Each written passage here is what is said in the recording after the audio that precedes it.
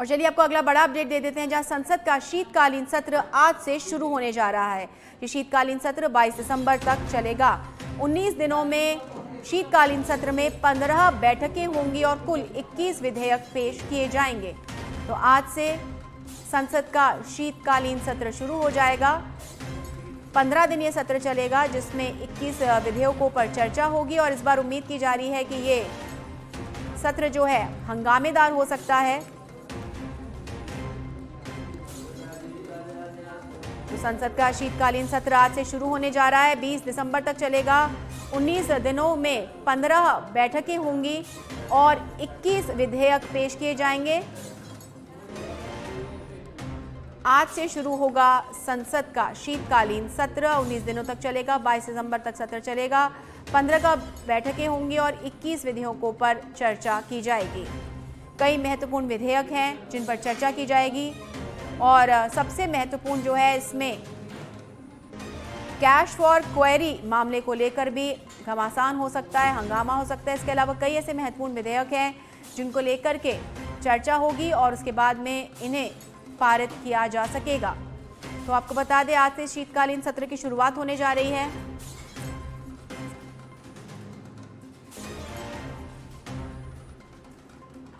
और इसे लेकर के संसदीय कार्य मंत्री प्रहलाद जोशी ने सर्वदलीय बैठक बुलाई थी और सत्र को बिना किसी बाधा के चलाने का आग्रह किया था।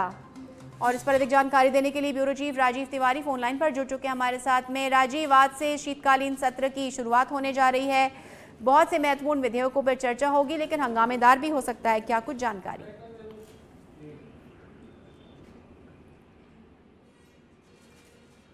राजीव, क्या आपको मेरी आवाज मिल पा रही है?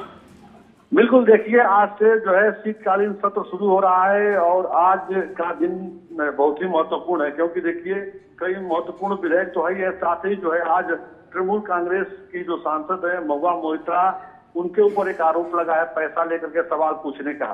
तो उसको लेकर के एथिक्स कमेटी अपना रिपोर्ट आज पेश करेगी लोकसभा में। उसके बाद जो लोकसभा स्पीकर हैं ओम बिरला, वो क्या निर्णय लेते हैं यह देखना होगा, क्योंकि एथिक्स कमेटी की तरफ से जो है उनकी बर्खास्तगी की मांग की जाएगी।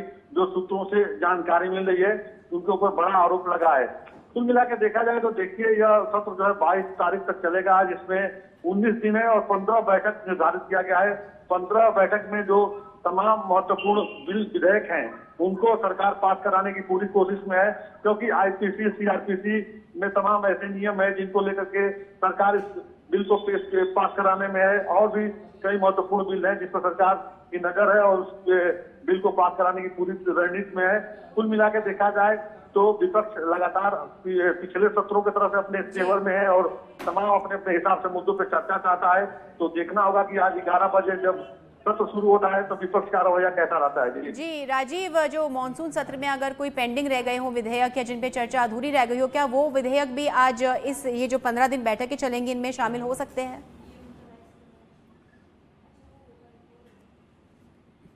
जी राजीव, क्या आपको मेरी आवाज मिल पा रही? राजीव, ये सत्र हंगामेदार होने की भी संभावना जताई जा रही है, क्या कुछ जानकारी इस बारे में? कल 4 राज्यों के परिणाम घोषित हो गए हैं, तो क्या कुछ इम्पैक्ट देखा जा सकता है?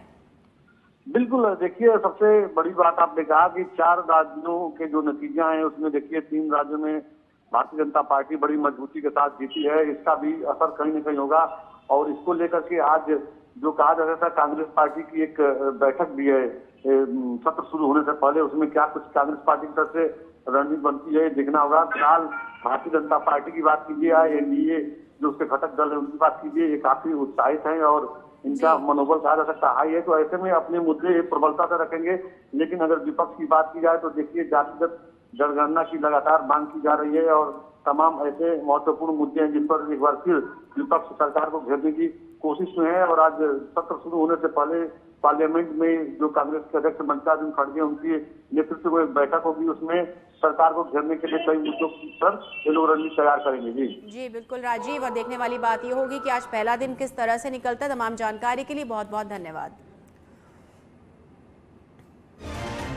तो आज संसद का शीतकालीन सत्र शुरू होने जा रहा है।